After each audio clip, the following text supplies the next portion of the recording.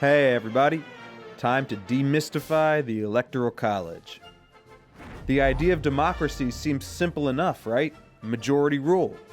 But that can be tough to square with recent American presidential elections.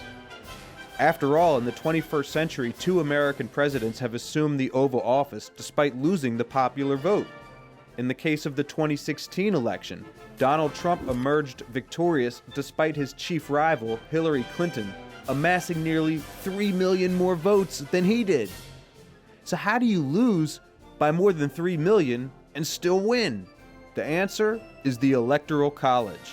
The Electoral College was established by the U.S. Constitution to elect the President of the United States. It comprises 538 electors who are allocated among the states based on their representation in Congress, the number of senators and representatives combined. Each state, regardless of its size, is guaranteed at least 3 electors. More populous states, however, have many more. For example, California has a whopping 54 electors.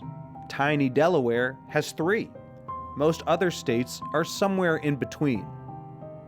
Now here's how it works. Remember, the United States is composed of 50 states. When you vote for president in the U.S., you're really voting in an in-state competition for those electors. Whoever wins the popular vote for president in, for example, the state of Pennsylvania, gets all of Pennsylvania's 20 electoral votes. And nearly all the states are winner-take-all. So even if the Democratic candidate beats the Republican candidate by 1 single vote in the state of Pennsylvania, the winner still gets all 20 of those electoral votes. The winner of the entire election is the candidate that gets the most electoral votes. In most American elections, only 2 candidates win any electoral votes. So, to win the election, a candidate needs 270 electors.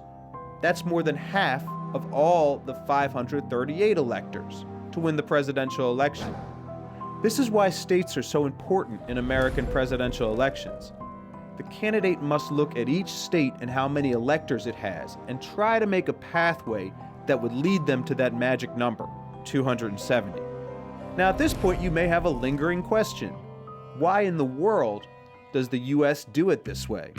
The Electoral College was designed to maintain a balance of power between smaller and larger states, preventing densely populated areas from dominating the election process.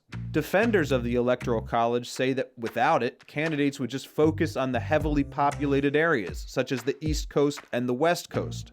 They wouldn't have to pay any attention to the less densely populated areas in the middle.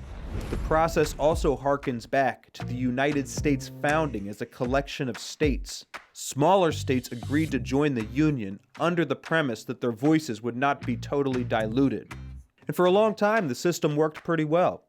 Candidates had to compete across the country in states big and small, and only 3 times in the country's first couple centuries did the president-elect not win the popular vote as well. But that's changed. In the 6 presidential elections since 2000, only once has the Republican candidate won a majority of the votes. Yet 3 times has the Republican won the presidency. The 2020 election is considered to have been very close. Yet in terms of the popular vote, Joe Biden won by 7 million votes. For context, that means Biden won the popular vote by the populations of Latvia, Bosnia, and Jamaica combined. And he still nearly lost the election. That's a problem for the United States, both externally and internally. Internationally, the United States claims to be a champion of democracy, but it becomes much more difficult for the U.S. to criticize the flawed elections of other countries when the U.S. features minority rule back home. But it's also a domestic problem. In an election with a simple popular vote, every vote counts the same. But in the Electoral College, some votes are worth way more than others. For example, Vermont has voted for a Democrat in every presidential election after 1988. So if you vote in Vermont, your vote for president doesn't really matter. However you vote, Vermont's 3 electoral votes will almost certainly go to the Democrat. So what's the point of voting at all? That's not exactly a ringing endorsement of democracy. Meanwhile, votes in big states States worth a lot of electoral votes, where the election is very close, are extremely valuable. Pennsylvania, Wisconsin, Arizona, these are big states that could go either way. Votes in those states are way more important than that vote in Vermont, and that's really not fair. It's a bizarre system, and one that probably should be updated. But change is unlikely.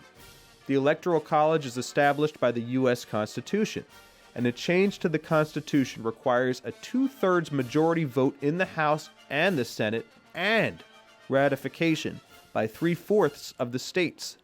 In other words, a lot of people that currently benefit from the system would need to vote against it for change to occur.